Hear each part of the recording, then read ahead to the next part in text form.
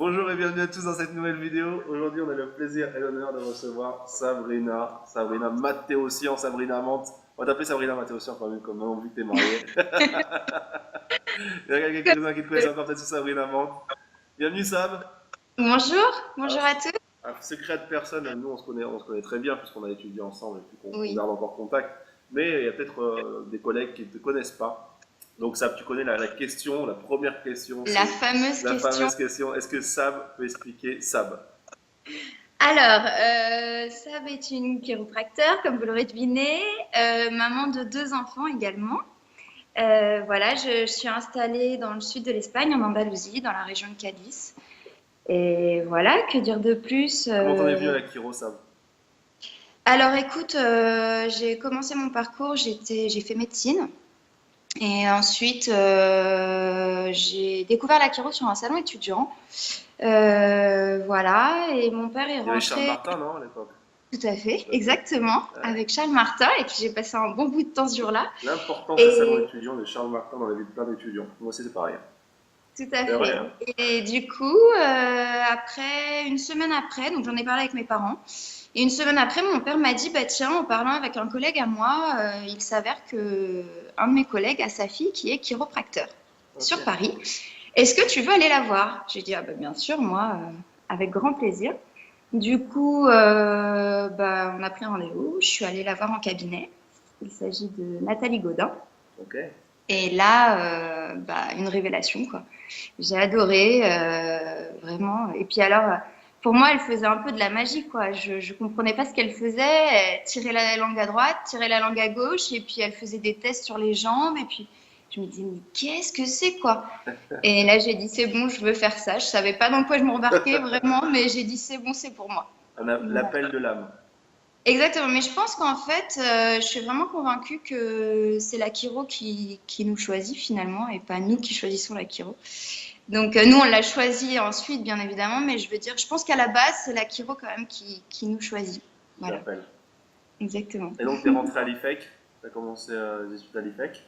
Je suis rentrée à l'IFEC, je suis rentrée directement en deuxième année. Parce que j'avais validé des matières à la fac. Voilà, et puis j'ai repris des matières de première année, des matières chiro. Et puis c'était Et tu, parti. mais tu travaillais en plus en dehors de l'école, hein. Tu Alors, travaillais, tu faisais des séminaires. euh, Comment t'as réussi justement à partager ton temps entre ton travail? Parce qu'il y a sûrement des étudiants qui nous écoutent, peut-être qui travaillent aussi et qui voudraient travailler pour inscrire les études. Comment t'as fait tout ça? alors moi, j'ai travaillé pendant 5 ans, si je me souviens bien, sur les bateaux parisiens. Je travaillais après les cours et le week-end. J'avais des grosses semaines, ça pouvait aller jusqu'à 60 heures par semaine. Voilà, après, c'est vrai qu'au niveau enfin, moi, en fait, on va dire que vraiment mon secret, c'était qu'en cours, il fallait que j'écoute. Mais vraiment, en cours, j'étais à fond, j'étais très très concentrée parce que si j'écoute, ensuite je relis et c'est intégré. Par contre, si j'écoute pas sur le moment, effectivement, après, c'est plus compliqué, je mets plus de temps. Donc, vraiment, le travail, il se faisait être à 100% dans les cours et puis après, bah, réviser un petit peu à la maison, bien sûr, mais j'avais du coup moins besoin de réviser, moins de temps en tout cas. Donc, c'est toujours Voilà, la clé d'être à 100% dans ce que tu fais, même quand tu es avec tes exactement. patients ou dans Et tes c'est cours. d'aller, Ce voilà. que j'ai Je pense compris que, très très tard, moi, personnellement. bah, en fait, c'était, voilà, moi j'étais à 100% dans mes cours, donc l'objectif c'était de vraiment, pour le coup, gagner du temps pour pouvoir effectivement gérer les deux. Mais je pense que quand tu es à 100%, bah, tu es là et ça se sent de toute façon, donc ça se ressent dans les résultats à l'école et ça se ressent dans la relation avec la personne que tu as juste au quotidien. Donc de toute façon, voilà, c'est un entraînement pour la suite. Ouais, c'est vrai, c'est vrai. Quand tu y réfléchis, c'est intéressant ça, de voir ça comme ça. Et ensuite, quand tu dis que la Kiro t'a choisi, mais quand c'est que toi tu t'es senti Kiro, réellement? Alors moi, j'ai eu vraiment un déclic quand j'ai assisté à mon premier séminaire à Chiro Europe à Majorque à cette époque-là. Ouais. J'étais en troisième année. Euh, voilà, certaines personnes de promo au-dessus de moi m'en ont parlé, m'ont dit il faut que tu viennes, il faut que tu viennes. J'ai dit bah ok, je viens. Je savais même pas dans quoi je m'embarquais, encore une fois. Et en fait, ça a été vraiment la révélation. J'ai vraiment compris là ce qu'était la chiro, quoi. Et qu'est-ce qui t'a fait tilt? Qu'est-ce qui t'a permis de faire Bah, je pense que c'est vraiment qu'on m'expose les principes chiro et la philo chiro d'une manière plus en profondeur, disons. Et là, je me suis dit, bah ouais, c'est ça qui me correspond. C'est pour D'ailleurs, ça que je suis allée en chiro. et c'est pour ça que vous continuez avec Tom d'avoir créé cette espèce de groupe de Kiro qui parraine des étudiants de Kiro pour aller à Kiro Europe. Exactement. On a lancé en fait ce système de sponsoring parce que pour moi, comme pour lui, ça a vraiment été une révélation. Comme tout le monde le sait, la chiro, c'est trois piliers, l'art, la science et la philosophie. Nous, on trouvait qu'il nous manquait ce côté philosophie. Moi, comme je dis toujours, c'est comme un trépied d'appareil photo. Bah, le- voilà, il y a trois pieds. S'il y en a un des trois, pardon, qui est plus court, ça peut pas tenir. Ça va gâcher L'appareil, la photo. ou l'appareil il tombe carrément. Tu peux Ouais, même pas prendre ta photo. Du coup, il faut vraiment que ce soit équilibré dans les trois. Et moi, j'avais l'impression à cette époque-là que mon troisième trépied était un peu un peu bancal. plus court. Voilà. Donc c'est ce qui vraiment, je pense, m'a fait tilter dans le séminaire. Et on s'est dit, bah attends, mais nous, ça nous a changé la vie, ça nous a changé notre manière de, mais vraiment la vie, parce que c'est pas que au niveau professionnel, c'est vraiment au niveau de la vie en général. Ça nous a changé notre manière de voir la chiro, notre manière de voir la vie, et je pense que ça peut bénéficier à énormément d'autres personnes. Du coup, on a voulu partager ça. Et voilà, l'idée est venue de Thomas à la base parce que il a été lui-même, il est venu à Chiro Europe. Ils étaient quelques étudiants, les premiers à être allés là-bas. Et en fait, les Chiro leur ont tout offert, quoi. Donc eux, ils ont été mais complètement surpris et c'est un peu c'est un peu sa manière aussi de rendre la chose, Ouais, rendre la- c'est vrai, c'est vrai. Et donc, dans les séminaires ensuite que tu as suivis, tu as fait beaucoup de pédia, des sautis. Qu'est-ce que tu as fait d'autre comme technique qui t'ont attiré? Alors après, disons, voilà. On va dire qu'avec Valérie, j'ai vraiment eu un autre déclic.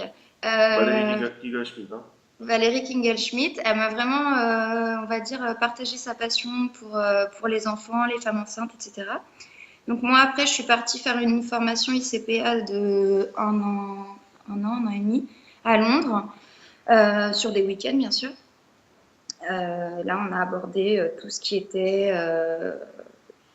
chiro ou non chiro, autour de l'enfance, la maternité, l'accouchement, etc. Et c'est vrai que c'est vraiment un domaine qui me plaît. J'ai appris énormément. J'ai appris énormément en tant que chiro, mais aussi en tant que future maman. Parce que finalement, comme je disais avant, la chiro, pour moi, c'est pas que une profession, c'est surtout aussi une manière de vivre. Et je pense que nous, en tout cas, en tant que chiro, on vit aussi une vie en tant que chiro au quotidien avec nos enfants. Qu'est-ce que tu Et appelles vivre une vie de Kiro avec tes enfants? bah écoute, ça peut aller de l'éducation en général. Quand ils sont malades, voilà, c'est normal d'être malade. C'est comme ça que se forme aussi l'immunité. Par contre, bah voilà, comment réagir? Est-ce qu'on se laisse envahir par les peurs? Le choix de vacciner ses enfants ou pas? Quand ils sont petits, tout ce qui est, ne serait-ce que les achats, voilà, on est enceinte, on se dit bon, bah, on va faire nos petits achats pour le bébé qui arrive. Bah, on se pose pas forcément les questions. C'est vrai que si on n'a pas disons que si on n'a pas eu cette ouverture d'esprit, il y a des choses qu'on va même pas penser qui puissent être peut-être pas le meilleur pour le futur bébé. Et puis la grossesse aussi, déjà, on va commencer par le début. La grossesse, c'est vrai que échographie, pas échographie, combien d'échographies, quel type d'accouchement, projet de naissance, etc., etc., quoi. Je pense que voilà, c'est tout Et un. tout ce thème par exemple de l'échographie, c'est un thème qui est abordé à l'ICPA ou c'est quelque chose que toi tu as fait par tes propres recherches? Ça a été abordé au départ par l'ICPA. Qu'est-ce qu'ils vous ont dit dessus? Bah, ils nous ont dit que c'était pas inoffensif en termes de quand on est enceinte, disons, qu'il fallait limiter, que le pire c'était par exemple les échos 4D, parce que c'est là où il y a le plus Bon, d'ultrasons.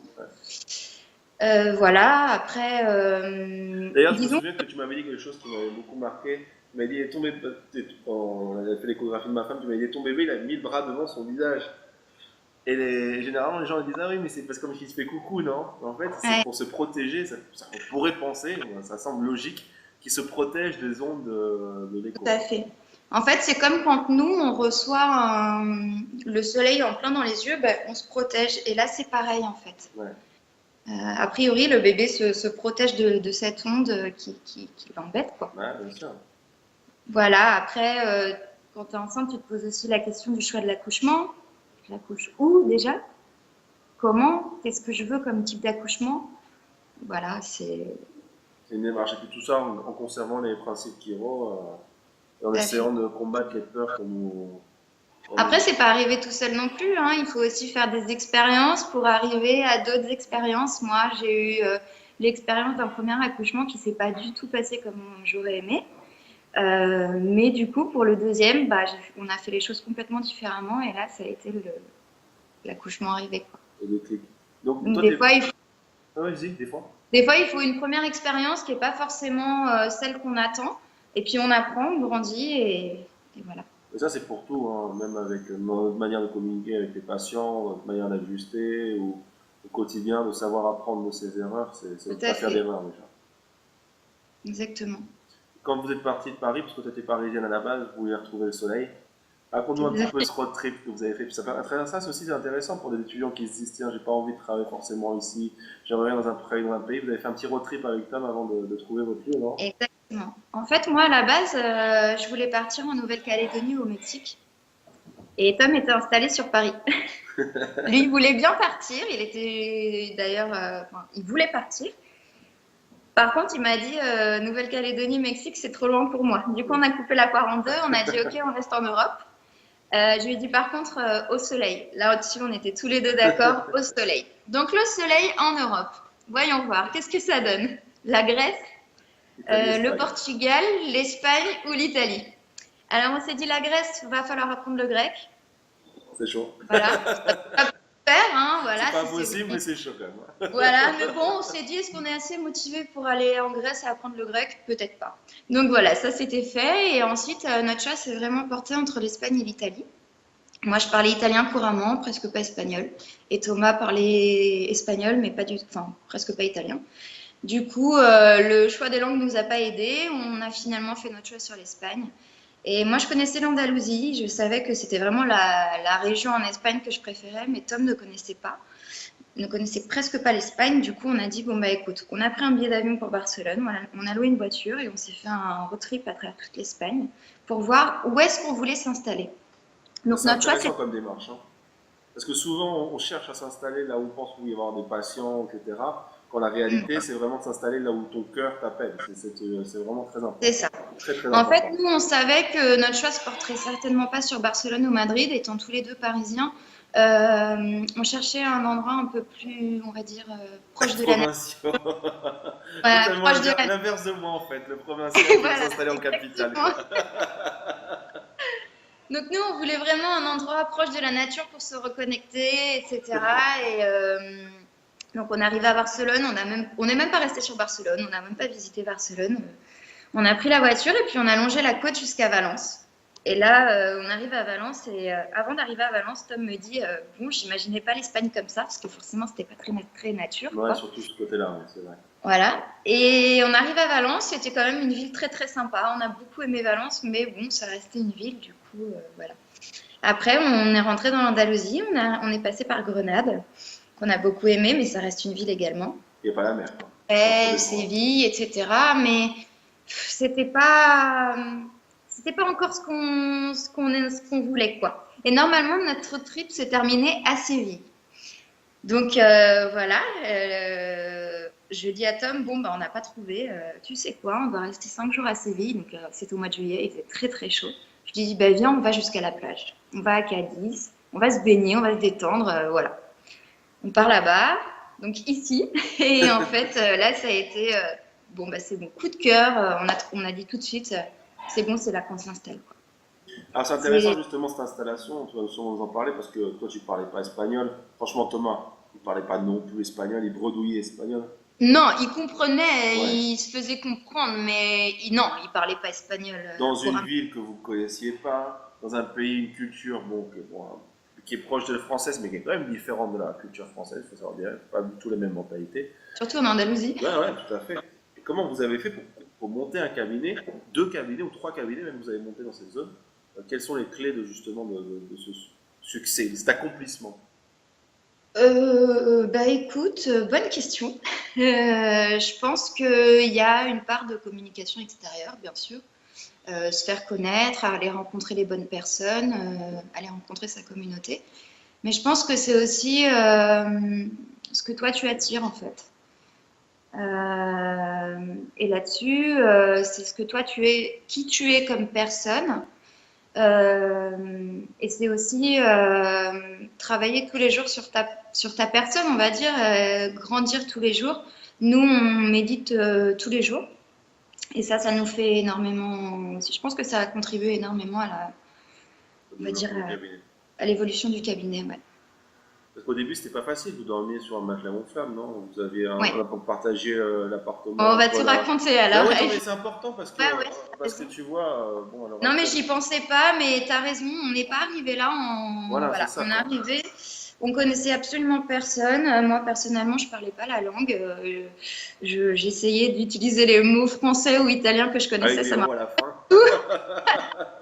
ça marchait pas du tout. Et puis bon, en 3 mois, quand tu es immergé, bah, tu parles la langue, quoi. Surtout l'espagnol, c'est proche du français. Donc, on a trouvé un local et on a vécu dedans pendant 1 an. D'un côté, c'était le cabinet, et puis on avait une chambre et une salle de bain privée. Et on a fait ça, donc voilà, on dormait sur un matelas gonflable, ça a duré 1 an. Et après, on a été vivre dans notre chez nous. Voilà, mais pendant 1 an, effectivement, c'était. Mais ça nous a aussi fait grandir énormément de cette expérience, parce qu'on n'est pas arrivé là en ayant tout gagné, quoi. Ouais, et tout a gagné, justement.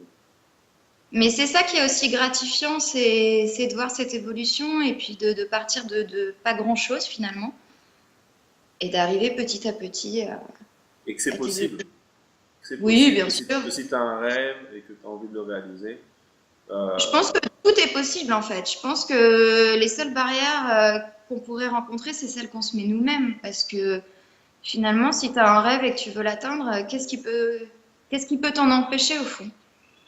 Juste toi. Exactement. Tes propres peurs et tes Tes propres peurs, croyances limitatives. exactement. Tes peurs, les barrières que tu te mets tout seul. Et puis des fois, bah, si, c'est vrai aussi, des fois l'univers, il va te challenger. Mais c'est aussi pour voir si tu es vraiment prêt, comment tu vas répondre, de quelle manière tu vas réagir. Et, et je crois que c'est justement là où tu passes un autre cap, on va dire. C'est là où tu grandis encore plus. Justement, en parlant de cap, alors vous avez commencé la consulte. Au début, vous étiez en salle fermée, hein, en one-to-one, en face à face, juste un patient par un patient. Et puis Tout à fait. récemment, vous avez changé, vous êtes passé en salle ouverte. Pourquoi vous avez fait ce changement? D'ailleurs, on peut l'avoir, la salle ouverte. Tu peux nous faire un petit. Là, vous avez la mienne. Alors Vous avez celle attends, de Sam. je me lève. Tu vois bien, Ouais, Jean-Romain? super. Voilà. Ouais, comme c'est beau. C'est super. Pourquoi vous avez fait ce changement alors? Déjà, Alors écoute, je vais juste poser cette question sans aucun jugement de valeur. Les gens qui aiment travailler en salle ouverte, les gens qui aiment travailler en salle fermée. Chacun est libre de faire ce qu'il veut, mais ce qui est important, c'est pas de se limiter, parce qu'il y a des gens qui veulent travailler en salle ouverte et qui ont peur de travailler en salle ouverte, et là est le problème. Après, si vous aimez travailler en salle fermée, c'est super. Donc, vous donnez exactement. le plus important, et si vous aimez travailler en salle ouverte, c'est super. Le plus important, c'est de pas de vous limiter dans la façon que vous avez envie de travailler. C'est ça que vous transmettre comme message. C'est ça. Et je pense que Thomas pourra en parler encore mieux que moi. En fait, au départ, on a ouvert une salle fermée parce que Tom ne se sentait pas forcément prêt pour l'open space. Moi, j'aurais voulu faire de l'open space tout de suite. Du coup, on a été progressivement. On a commencé en salle fermée, une salle, ensuite 2 salles, ensuite 3 salles. Et puis après, bah, on a dit, bon, bah, écoute, on enlève les murs et puis on a grandi et on fait un open space. Voilà. Je pense qu'il y avait un petit peu de peur. Comment vont agir les personnes, la salle ouverte, les gens ne sont pas habitués, parce qu'il ne faut pas croire qu'en Espagne, les gens sont habitués. En Espagne, la chiro, tout du moins chez nous, la chiro n'est pas du tout connue. Remboursé ni par les mutuelles, non? Alors, Ah, pas remboursé par les mutuelles, rien du tout. pas de remboursement, c'est pas non plus, c'est ni connu ni reconnu Ouais. d'ailleurs. Voilà, et la salle ouverte, l'open space, ben non, les gens ne sont pas du tout habitués. Donc c'est pas oui, mais en Espagne, les gens sont habitués, absolument pas. Euh, pour autant, la transition s'est faite vraiment assez facilement. Je pense que encore une fois, si on est convaincu C'est ça. de ce qu'on fait, ça fonctionne. Après, si on a des peurs, si on a peur de passer en salle ouverte, qu'est-ce que vont dire les gens, comment ils vont réagir, il faut que je les prépare, etc., etc. C'est là où on peut rencontrer un peu plus de challenge. En Résistance, fait. ouais, Mm. de résistance. Voilà. Mais, et moi, je dirais même, je conseille à toutes les personnes qui veulent ouvrir un open space de le faire directement. Je pense que c'est plus facile d'habituer ses patients directement à l'open space plutôt que de passer premièrement en salle fermée et ensuite de devoir les rééduquer à la salle ouverte. Parce que là, ils comprennent pas forcément. Je veux dire, ça se fait, il n'y a pas de problème, mais s'il fallait choisir, je pense que le mieux encore, c'est de commencer directement en salle ouverte pour les gens qui veulent par la suite faire de la salle ouverte. Ah, d'ailleurs, vous avez dans votre cabinet, vous prenez un. D'ailleurs, on voit avec le texte derrière qu'on peut traduire. Je suis chiropracteur. Je suis pas un docteur en médecine. Je fais pas de diagnostic. Je ne traite pas les symptômes. Je traite pas les maladies. Je suis un chiropracteur et j'ajuste la colonne vertébrale pour réduire les interférences ou subluxations sur le flux de la vie depuis le cerveau jusqu'aux cellules. Donc ça, c'est vraiment votre idée quand vous travaillez et c'est écrit en gros dans votre salle de soins. Tout à fait. Après, je voudrais préciser que, en fait, quand les gens appellent pour prendre rendez-vous, avant même d'avoir eu leur première visite, ils font une réunion, une charla, Ah ouais, avant la première visite. Ouais. avant la première visite, donc réunion d'information, on va dire, où on leur explique ce que c'est l'achiro déjà, les principes de la santé et aussi comment on travaille. Donc moi, cette réunion d'information, je la donne ici, dans l'open space. Ce qui fait que déjà, les gens, ils savent à quoi s'attendre. Ils savent qu'ils vont être ajustés dans une salle ouverte. Il n'y a même pas besoin de le verbaliser, ils le voient. Et aussi, je leur explique tout ça. Donc, du coup, ça, c'est écrit, mais plutôt comme un rappel. On va dire qu'ils ont déjà été exposés à ces idées-là. Ouais, Voilà. Il y a une explication qui va avec. c'est important. Et je pense que cette réunion d'information, c'est la base, en fait. T'avais peur les premières fois? Ah oui, Parce qu'en plus, les complètement. premières fois, tu parlais même pas espagnol. Comme moi d'ailleurs. Non, non, mais les premières fois, au début, c'était Tom qui faisait les réunions d'information. Et il faisait les allers-retours avec Paris. Donc voilà, on jonglait entre l'agenda de Paris et l'agenda d'Espagne. Il faisait les réunions d'information quand il était là. Et non, franchement, je me sentais pas du tout à l'aise. Je me sentais pas de le faire. J'avais très très peur. Et puis finalement, maintenant, je fais ça complètement naturellement. Je me suis lancée une fois. J'avoue, les premières fois, c'était pas évident. Il y avait toujours cette peur de parler en public. Voilà, ça, c'est vraiment le truc pour moi le plus challengeant. Et en fait, bah, maintenant, ça m'est complètement, c'est complètement naturel, quoi. Quand tu demandes à tes patients est-ce que vous avez appris quelque chose de nouveau, combien de patients apprennent quelque chose de nouveau et te remercient à la fin de cette session d'information? Franchement, c'est Franchement, incroyable. quasiment tous. D'ailleurs, nous, on leur donne un formulaire à remplir. Après la session, on leur demande s'ils ont trouvé cette réunion d'information utile, intéressante, l'information la plus importante qu'ils ont retenue et combien ils noteraient cette réunion et ce qu'ils pourraient, s'ils ont des suggestions, disons. Voilà, parce que c'est bien aussi d'avoir un comeback de Ouais, leur part. Et, un feedback, ouais. Un voilà. comeback aussi. On veut qu'ils reviennent. Des suggestions, etc., ça peut être intéressant. Ouais, non, mais je suis tout à fait d'accord. Parce que pour nous, finalement, on baigne là-dedans depuis des années, mais eux, c'est la première fois où ils sont confrontés à tous ces principes, à toutes ces nouvelles idées, parce qu'ils ont, pour beaucoup, pas du tout reçu cette philosophie au niveau de la santé, même au niveau de la vie en général. Et du coup, c'est intéressant de voir aussi leur réaction, comment ils réagissent. Et puis, des fois, toi, tu peux te sentir complètement, on va dire, pour toi, c'est logique, c'est C'est ça. compréhensible, c'est évident. Et finalement, pour eux, pas du tout. C'est ça. Donc, c'est bien aussi de se mettre à la place de la personne qui n'a jamais entendu ce discours qui. Tu as tout à fait raison. Et en plus, j'ai eu le cas justement ce matin de l'importance des réunions d'information. J'ajuste aussi les animaux au cabinet. Oui, Et Tom aussi. ouais.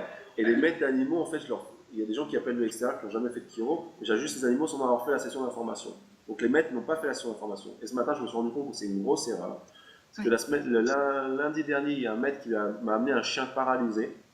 Je l'ai ajusté le chien, et le lendemain, il pouvait bouger les pattes. Il ne pouvait pas se mettre debout sur les pattes, mais il bougeait les pattes un peu mieux. Donc je l'ai revu mercredi, je l'ai réajusté. Et aujourd'hui, il m'a appelé ce matin en me disant oui, le chien va pas mieux, etc. Je comprends pas combien de temps ça doit durer, etc. Et je me rends compte que les gens, ils ont des attentes irréalistes par rapport à leur santé. Le chien est paralysé. En une séance, ils commencent déjà à se lever sur les pattes et ils pensent qu'ils doivent justement se lever et continuer à courir en 2 séances. Donc, c'est important. Mais ça, c'est pareil dans vos cas, dans mon cabinet. Vous aurez des patients qui pensent que la santé, c'est ça. Exactement. Parce qu'ils sont habitués avec les médicaments à que j'ai mal, je prends, j'ai plus mal. Exactement. Et là, c'est là où la réunion d'information est très importante. Moi, je commence la réunion d'information en leur disant, voilà pourquoi les gens viennent voir le chiro. Bah, pour des douleurs, parce qu'ils ont mal, parce qu'ils sont malades, parce que voilà. Ok. Et alors, la douleur, c'est un ami ou un ennemi? Ah bah, c'est un ennemi. Je leur dis, bah, pour moi, la douleur, c'est un ami.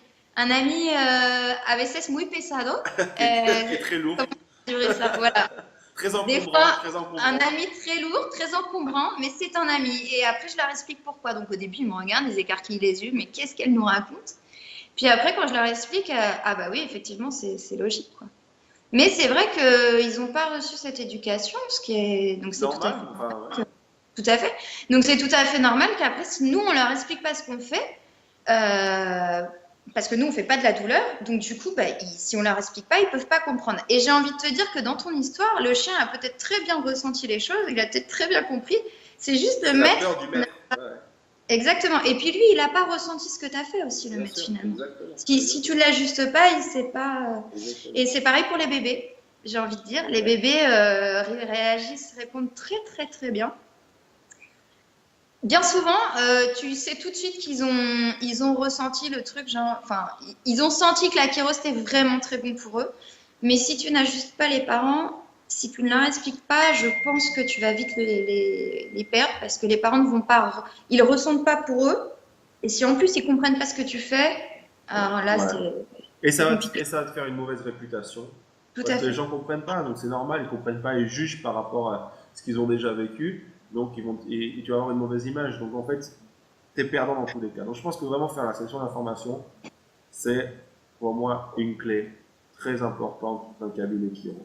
Moi, j'irais plus loin. Moi, je dirais que pour moi, c'est vital. Ouais, la clé de voûte. Voilà. Non, vraiment, c'est. Et aussi pour le fonctionnement du cabinet, parce que comme je t'ai dit déjà avant, ils sont pas du tout habitués à cet open space. Donc c'est vrai que quand tu n'es pas habitué, tu peux te dire mais qu'est-ce qui se passe? Et quand tu leur expliques le pourquoi du comment, que ça t'aide à être plus concentré, à être bien concentré avec la personne et connecté avec la personne que tu es en train d'ajuster. Pourquoi tu ne leur demandes pas, moi par exemple, je ne demande pas à mes patients comment allez-vous? Comment ça va depuis la dernière fois? Où avez-vous mal? Ben non, pas du tout. Donc ça aussi, c'est des choses, il faut leur expliquer pourquoi. Parce qu'ils sont habitués à ce que les médecins, les masseurs, il y a beaucoup de masseurs ici, les physios, etc., leur disent tout de suite, alors, comment va ton dos? Comment va ton genou? Comment ça va depuis la dernière fois? Donc si tu leur expliques pas pourquoi, ils pourraient se dire, mais elle s'en fout en fait. Tu vois, donc et en plus, je pense qu'il faut anticiper tout ça. Et c'est John DiMartini qui expliquait que les gens ne nous payent pas pour qu'on leur demande comment va leur dos. Les gens nous payent pour qu'on leur dise comment. Exactement. Et ça, c'est une clé. Et quand j'ai compris ça, j'ai fait waouh. Donc, généralement, quand je vois mes patients, je leur dis mais vous êtes plus droit aujourd'hui. Ou vous semblez mieux marcher. Ou vous allez être plus agile. Et les gens font ah, mais oui, c'est vrai que je me sens un peu plus. Mais je leur mens pas, je leur dis pas des choses qui n'existent pas, je leur dis des choses réelles. Ah ben. Mais c'est clair, en fait, il faut leur dire comment, leur évolution et pas leur demander alors, ça va mieux? Tout à fait. Ça, c'est le deuxième point très important de la communication. Si tu leur dis, ne serait-ce que cette phrase bonjour, comment ça va? Ouais. Eh ben, qu'est-ce qu'ils vont te répondre? Ils vont te parler de leur douleur. Et toi, qu'est-ce que tu dis? Tu ne traites pas les douleurs, tu ne traites pas les symptômes. Donc, forcément, c'est pas congruent. Et c'est là où je dirais que, en fait, le plus important, pour en revenir à la question du début, quand on monte un cabinet, je pense, c'est d'être congruent entre ce que tu dis, ce que tu fais, que ce soit au cabinet ou dans ta vie de tous les jours. Tu peux pas recommander aux gens de faire de la méditation si toi t'en fais pas. Enfin, je veux dire, tu peux le faire, mais c'est pas congruent. Ouais. Voilà, moi je pense que et d'ailleurs c'est pour ça aussi que j'ai rencontré beaucoup de chiros qui ne m'ont pas, qui ont inspiré beaucoup de gens et qui, je pense, sont très inspirants. Mais c'est vrai que moi, quand je vois ou sens ce manque de congruence, c'est un truc qui tout de suite me tique un peu. Et un des chiros que j'ai rencontré qui pour moi était pour le coup vraiment, il s'appliquait exactement, en tout cas de ce que j'en ai vu, ce qu'il prône, on va dire, c'est Arnaud Burnier. Qui pour moi a été vraiment. J'ai eu plusieurs sources d'inspiration. J'ai parlé de Valérie et Arnaud, ça a aussi été vraiment une. Alors Arnaud Bournier, c'est des séminaires MLS. Tout à fait. Qu'est-ce que tu as appris avec Arnaud? Alors en fait, moi je pratique, et Thomas aussi d'ailleurs, on pratique tous les deux plutôt en structurel, disons, mais en structurel tout en et à la fois en énergétique. Voilà. Et ça, c'est vraiment ce que tu apprends, Arnaud, c'est-à-dire que l'ajustement, même si c'est du structurel, c'est l'intention, c'est la connexion, c'est l'amour que tu donnes à ton patient et ajuster dans la paix. Voilà. Ça, c'est vraiment des choses que tu vas apprendre avec lui, que ce soit à travers la concentration, comment donner cet amour à ton patient, comment lui transmettre. Voilà, comment être concentré, être là à 100%. Quand tu es au cabinet, tu ne penses pas aux problèmes que tu as dans le reste de ton quotidien, puisqu'on en a tous, bien sûr. Mais quand tu es là à 200%. Tu n'es pas ailleurs. Voilà. Très important. Très important. Et justement, récemment, tu as fait une mission humanitaire, non? En Inde. Tu avais fait une au Brésil il y a quelques années. Récemment, tu es reparti en Inde. Parlons un petit peu de cette expérience pour les jeunes. Alors moi, ma première révélation, comme je vous disais, c'était Chiro Europe. Et ma deuxième révélation, ça a été quand je suis partie en mission humanitaire au Brésil. Là, ça a été vraiment... j'ai mis en pratique ce que j'avais entendu dans des séminaires, mais que je n'avais pas encore expérimenté moi. Et voilà, c'était incroyable. Ça a été le deuxième changement pour moi radical vis-à-vis de la chiro et vis-à-vis de la vie. On a vu des miracles. Voilà. Alors, comment ça se passe une mission humanitaire? Alors, si tu veux, dans cette mission-là, donc c'était au Brésil avec Lou Corletto, c'est une mission humanitaire vitalistique. Donc, on arrive le matin, on avait plusieurs spots. On était à Fortaleza, donc c'est dans le nord du Brésil, et on était une trentaine de chiros. Et on était 3-4 chiros répartis sur plusieurs sites. Donc, il y avait, je pense, une dizaine de sites à peu près.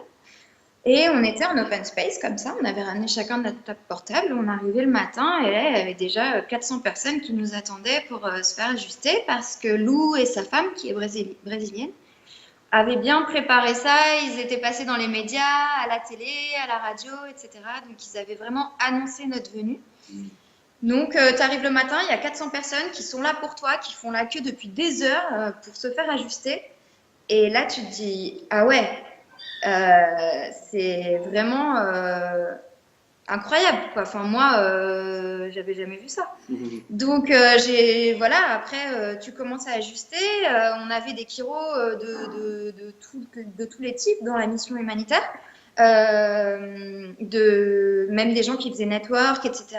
Mais ces chiros-là, on était tous en full spine. On ajustait tous de la même manière pour que ce soit encore une fois... Full spine, c'est un ajustement intégral de la colonne vertébrale.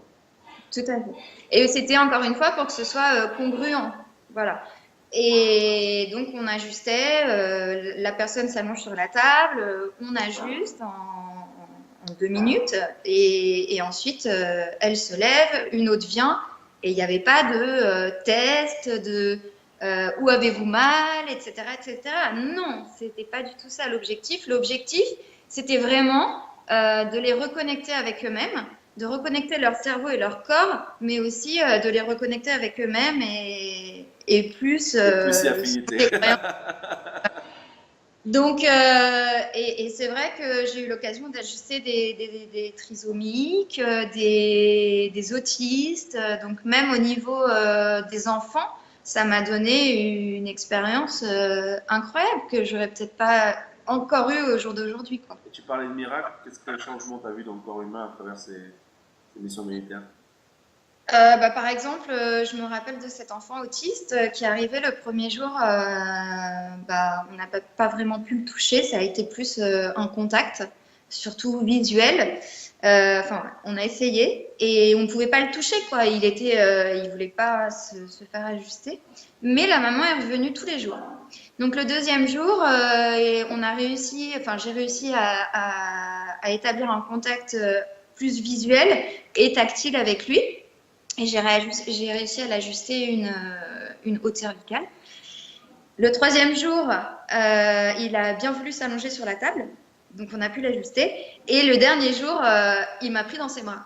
Ah, Alors ça paraît rien, mais on paraît parle beaucoup. d'un enfant autiste Ouais.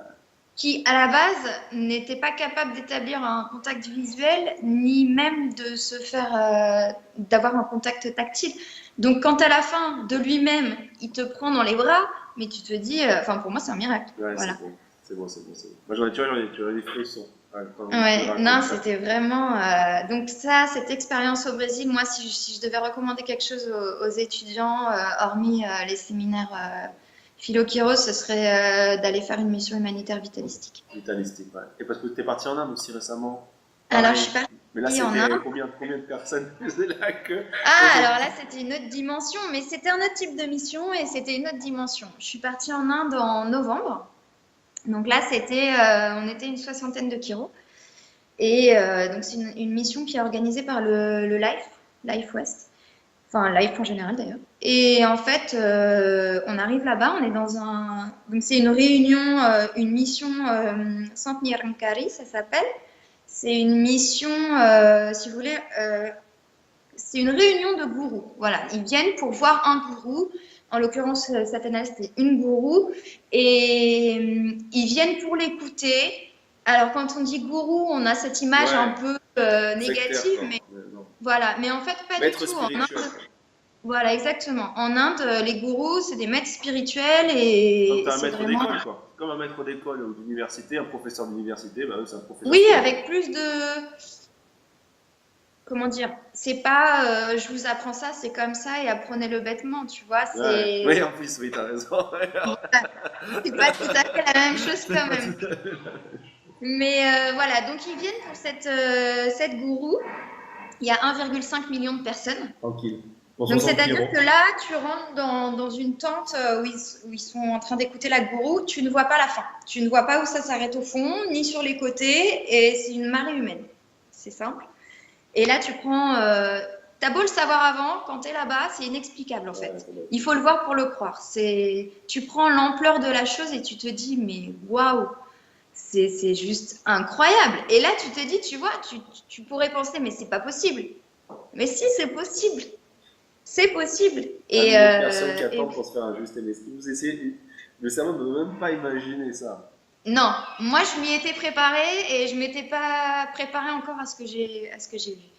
Et en fait, donc nous on était dans il y a plusieurs tentes. Après, donc il y a l'énorme tente où ils écoutent la gourou qui est aussi retransmise sur des écrans parce qu'il y a trop de monde. Et après il y a des tentes, dont notre tente Kiro. Et voilà, les gens font la queue pour venir se faire ajuster. Alors avant, ça te faire ajuster, il y a quand même une petite charla, non?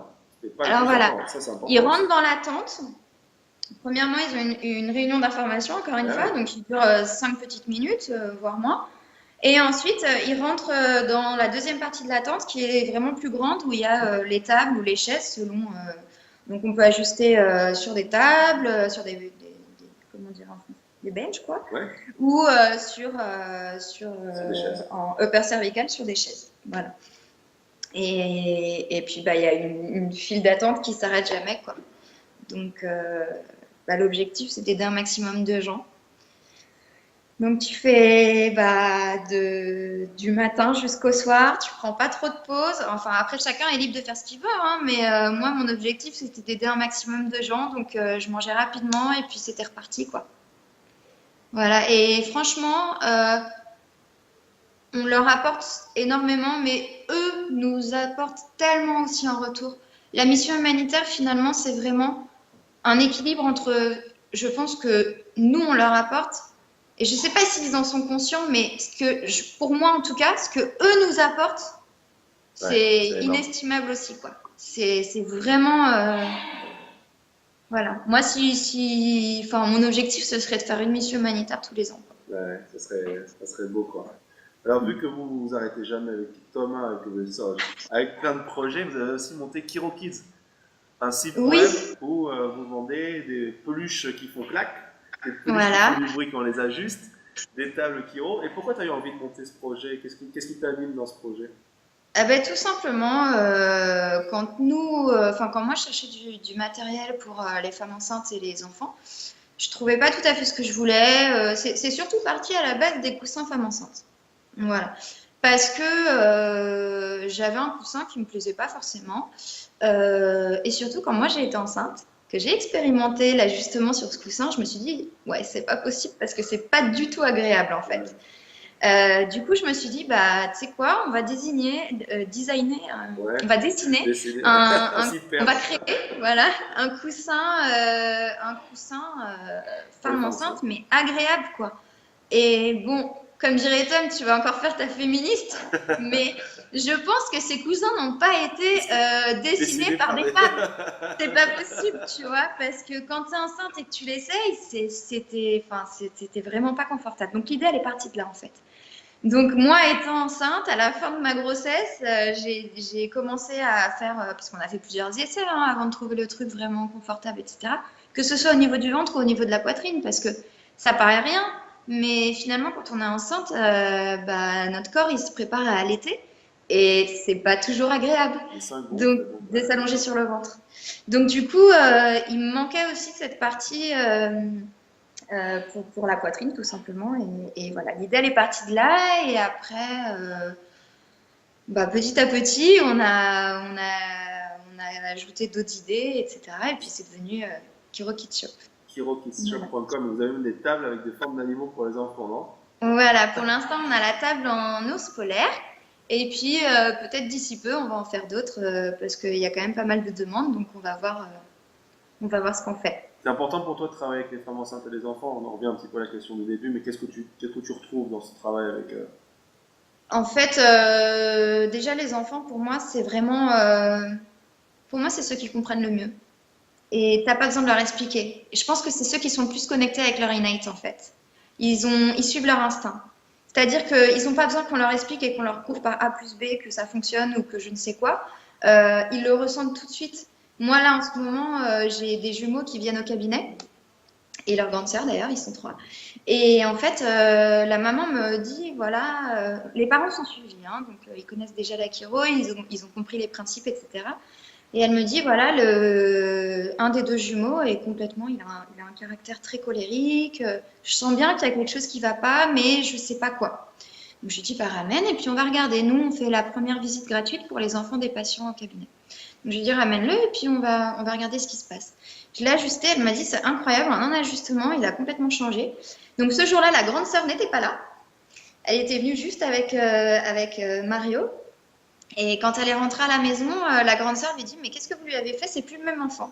Elle a 4 ans. Hein. ouais, c'est Donc voilà. Et pour moi, ça, c'est. magique. Alors que les adultes, des fois, on est un peu plus dans le cerveau éduqué, Dans le la mental. compréhension, et on se laisse moins guider par notre innate intelligence. Alors parlons Voilà. un petit peu de l'innate intelligence. Ah, ça me plaît. Qu'est-ce que tu entends par ces mots-là, toi? Bah écoute, l'innate intelligence, c'est le pouvoir déjà qui nous a créés. À la base, on est deux petites cellules qui se rencontrent et puis qui se multiplient jusqu'à devenir un être humain, donc nous. Et là, on parle, je respire et mon corps, consciemment, je ne dirige pas ma respiration. Mon cœur, il bat et consciemment, je ne suis pas en train de diriger mon cœur en lui disant maintenant il faut que tu battes, etc. Donc ça, c'est le corps qui en fait fonctionne automatiquement, on va dire, qui fonctionne sans que nous, on ait besoin consciemment de le contrôler. Donc qu'est-ce qui permet de faire ça? L'intelligence innée. L'intelligence innée, exactement. Bravo Germain. Donc après, cette intelligence innée, c'est le pouvoir du corps qui nous a créés, mais c'est aussi le pouvoir qui nous permet de nous soigner, justement. Donc c'est pour ça que nous, on en parle jusqu'ici, parce que vraiment, nous, l'objectif, par exemple, quand on ajuste, c'est pas d'ajuster une C7 pour enlever un symptôme dans la main. Non, l'objectif, c'est de reconnecter le cerveau et le corps. Et pourquoi? Pour que l'intelligence innée fonctionne à 100% de ses capacités. Voilà. Le but, c'est pas de reconnecter juste pour enlever des douleurs ou voilà. Le but, c'est pour que l'intelligence innée fonctionne à 100% de ses capacités. Donc quand tu mets tes mains sur un patient, quand tu décides de travailler avec ce patient, tu poses tes mains sur ton patient, c'est vraiment dans cette optique-là que le corps fonctionne à 100%. Il parle de traiter une pathologie ou une douleur. Tout à fait. Quel est le danger Après, bien justement de évidemment, traiter une pathologie ou une douleur? Quel est le danger juste de se centrer sur la douleur pour toi? pardon? Quel est le danger de juste centrer son attention sur la douleur?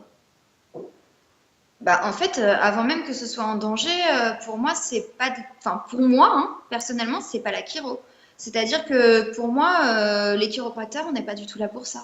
Je veux dire, il y a des ostéopathes, il y a des médecins, il y a des médicaments, il y a des très bons physiothérapeutes, enfin kinésithérapeutes, qui font très bien leur travail et qui sauront faire ça. Mais pour moi, la chiropratique, c'est complètement autre chose. Et je pense que se centrer simplement sur les douleurs, bah, c'est pas faire un cadeau à son patient et c'est au contraire le laisser dans ce cercle vicieux dans lequel il est et qui justement ne lui va pas puisque son corps est en train de lui manifester autre chose. Il est en train de lui faire comprendre à travers les douleurs qu'il faut qu'il arrête justement ou peut-être qu'il fasse les choses différemment. Et nous, on le maintient dans ce cercle vicieux. Voilà, donc pour moi, plus qu'un danger, c'est vraiment pas lui rendre service et c'est pas enfin pour moi c'est pas mon rôle, c'est pas ma mission quoi. Combien de Voilà. patients vous avez? Parce que votre façon de travailler sur plusieurs mois, c'est un plan de soins que vous mettez en place, c'est pas juste 3 4 séances. Combien de Tout à personnes fait. vous avez qui ont changé qui ont arrêté de fumer, qui ont changé leur façon de manger, ou qui ont changé un comportement qui est en train de les détruire et la douleur était là pour les aviser? Bah, quasiment la majorité. En fait, je pense que nous, ce qui se passe, c'est qu'on leur explique directement le plan de traitement avant même de se faire ajuster pour la première fois. C'est-à-dire qu'ils viennent à la réunion d'information, ensuite ils ont la première visite et ensuite ils ont la séance d'informe. Donc, comment on traduirait ça Ouais, tu leur fais le bilan de ce que tu as Oui, trouvé. Ça, tu veux voilà, dire, hein? la séance de bilan. Donc là, on leur explique ce qu'on a trouvé. Donc en termes de subluxation, pas en termes de diagnostic. On leur explique ce qu'on a trouvé, ce qu'on va faire, comment on peut les aider et en combien de temps. Donc là, du coup, on leur explique le plan de soins qu'on On a met un en plan de place. soins et un budget aussi. Combien ça va leur coûter? Et ensuite, l'assistante leur explique le budget, effectivement, directement dès le début. Et seulement une fois qu'ils ont reçu ce plan, on passe dans la salle d'open space et je les ajuste pour la première fois à ce moment-là. Donc, ils savent déjà dans quoi ils s'engagent. À la réunion d'information, je leur explique que nous, on recommande la prévention une fois par mois à vie. Il n'y a pas de surprise. Donc, je leur dis aussi à la fin que si finalement ils voient que c'est pas ce qu'ils cherchaient, ils peuvent annuler leur première visite avec l'assistante. Il n'y a aucun souci. Et comme ça, on part tous sur les mêmes bases. On sait tous à quoi s'attendre. Voilà. Et du coup, je me souviens plus de la question. Non, oui, est-ce que c'était, pourquoi, comme tu l'as expliqué, l'importance de pas juste se centraliser sur la douleur, parce qu'en fait, ce qui est important, c'est que le changement dans la vie du patient, de ce qu'il est en train de faire et qui est en train de le tuer à petit feu, de Tout à pouvoir fait. justement créer ce changement. Mais du coup, s'ils ont vraiment compris ce qu'on fait et qu'on ne travaille pas sur la douleur, alors bien sûr, Et c'est quand important le la corps, douleur, bien sûr. bien sûr, quand le corps est plus connecté, leurs douleurs vont aller mieux, mais on leur dit, nous, c'est pas notre objectif du tout. Nous, ça, c'est pas ce qu'on cherche, quoi. Donc, du coup, ils savent à quoi s'en tenir et ils savent qu'ils sont partis pour un suivi dans le temps parce que c'est un investissement qu'ils font sur eux-mêmes, quoi. Ils savent qu'ils sont pas juste là, comme tu parlais du chien tout à l'heure, en 2 séances pour enlever le problème et au revoir, quoi. Ouais. Sinon, bah, pour ça, ils ont plein d'autres Plein de spécialistes qui peuvent personnes faire ça. qui D'ailleurs, peuvent aller voir. c'est pour ça que c'est, bon, C'est bien de faire des erreurs comme ça, tu te rends compte que ta façon de travailler est quand même très agréable. Bien sûr. Quand tu fais des erreurs et que tu te trompes et que tu fais pas les choses dans le bon ordre, tu te dis vraiment il faut avoir une certaine cohérence dans ta manière de travailler, c'est beaucoup plus agréable. Tout à fait. Pour tout le monde, pour le patient qui sait où il va, il y a pas, tout est clair, on ne cherche pas à cacher ni les chiffres, etc. Et il Non. peut commencer à... Au D'ailleurs, contraire, je pense c'est qu'il faut. tellement clair que vous recevez des étudiants qui viennent vous voir et que votre cabinet, et le mien d'ailleurs, vous pouvez venir, D'ailleurs, est ouvert voilà, si vous voulez non, venir vous êtes les- visiter. Quoi. tout à fait. Vous êtes tous les bienvenus chez nous. L'été, il fait très beau en plus. Donc, si vous voulez faire des petites vacances et passer nous voir, avec grand plaisir, vous êtes tous les bienvenus. Alors, on va terminer cette belle entrevue, Sam, avec ton futur, comment tu vois le futur de notre profession. Alors, écoute, moi, je pense que si la chiro revient à la source, c'est-à-dire, bah, comme on vient de le voir, si la chiro, c'est pas juste pour enlever des douleurs, parce que finalement, une personne qui va enlever ses douleurs, elle a tout Un panel. un éventail, voilà, un panel, un éventail de thérapies ou de thérapeutes à aller voir. Et je pense que bah, finalement, on n'a pas besoin de nous, quoi. Comme je le disais avant, il y a des très bons kinésithérapeutes, il y a des très bons ostéopathes, il y a des très bons médecins qui pourront leur enlever leur douleur et répondre à leurs attentes du moment. Moi, je pense que si la chiro revient bien, disons, respecte les principes, ses principes fondamentaux, la philosophie sur laquelle elle a été fondée, eh bien, je pense que la chiro a un très grand avenir devant elle. Je suis plutôt assez optimiste. Et la semaine dernière, nous étions à Talkzotic. Ah oui, tiens, oui, on prendrait mon impulsion. Tu fais tellement de choses que je ne sais plus de quoi parler avec toi. On était à Talkzotic et voilà, je suis très confiante parce qu'on a vraiment une belle génération d'étudiants qui sont super, super motivés et qui ont, je pense, un très bel avenir devant eux. Et d'ailleurs, parlons un petit peu de cet événement de Talks. Pourquoi c'est quelque chose qui était important pour toi d'y participer? Bah écoute, je pense que c'est un des meilleurs apprentissages dans la vie d'étudiant. Et moi, à mon époque, en tout cas en France, ça Ça, j'aurais adoré. n'existait pas. Ah, ça, J'en avais même jamais entendu parler. Alors, je pense que ça existait déjà aux États-Unis, c'est même sûr. Mais moi, j'en avais jamais personnellement. Je sais pas toi, mais moi, je ne connaissais pas.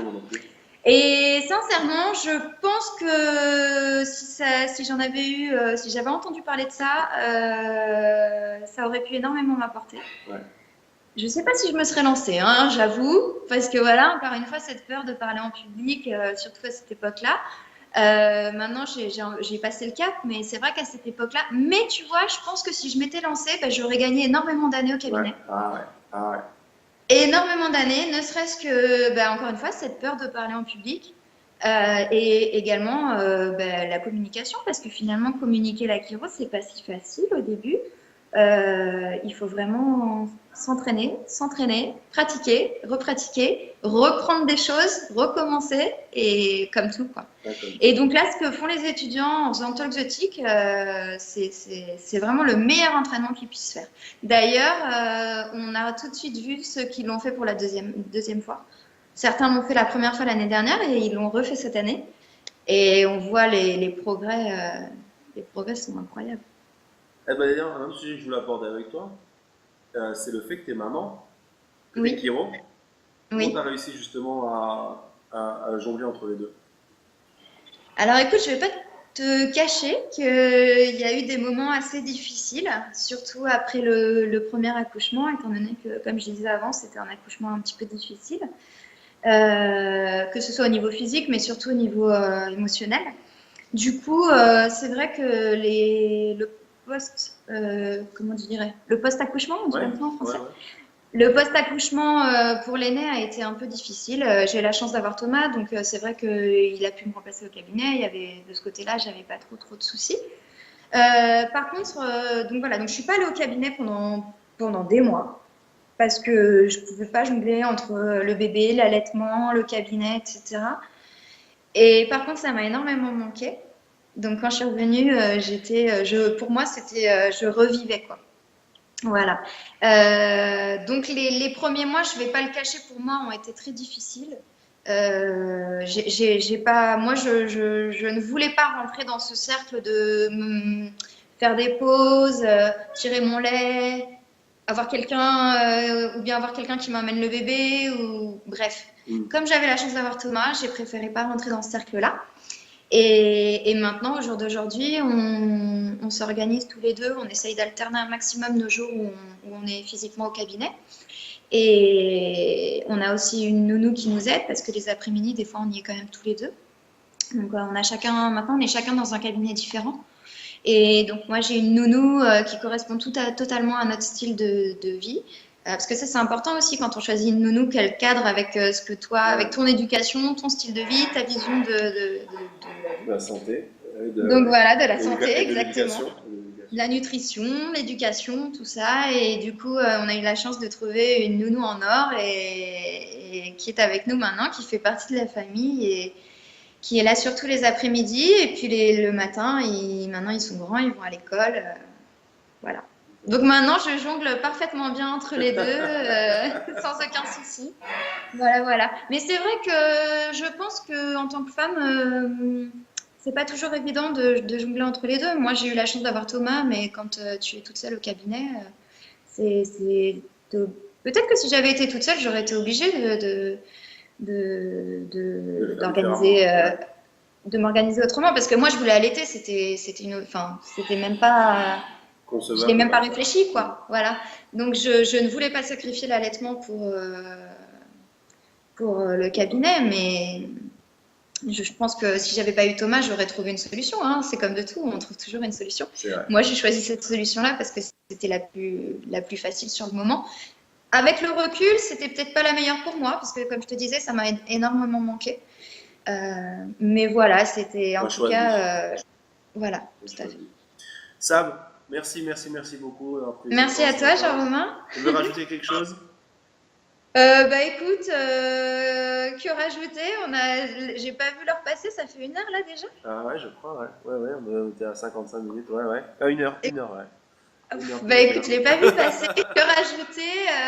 Voilà, étudier à fond les principes chiro. Après, on n'a pas trop parlé d'art et de sciences aujourd'hui, mais comme je l'ai dit, les trépieds, faut que les 3 soient équilibrés, donc c'est pas au détriment du reste. Les étudiants, moi, quand je suis revenue de Chiro Europe, j'étais en 3e année. Je me suis dit, c'est ça que je veux faire. Il faut que je finisse le plus tôt possible l'école. Donc, voilà, l'objectif, c'était de tout cartonner, quoi. Tout valider, pas avoir de matière à repasser. Voilà, moi, je suis pas rentrée de Chiro Europe en me disant, attends, moi, c'est ça que je veux. Qu'est-ce qu'on m'apprend à l'école? Ça n'a rien à voir. Rébellion totale. Non. Moi, je me suis dit, moi, je veux être diplômée le plus rapidement possible pour passer dans le vrai, quoi, tu vois, donc dans le concret. Donc, les étudiants, je vous conseille d'étudier à fond et voilà, et ensuite d'aller voir énormément de chiro également. Profiter du côté science de l'IFEC.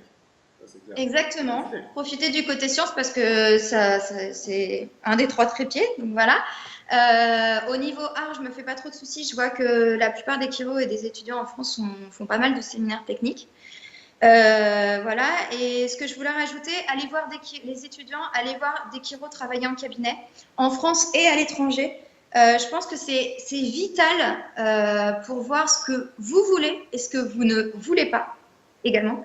Moi, j'ai eu aussi une révélation à Chiro Europe, mais parce que j'étais allée voir le cabinet de Mark Hudson avant.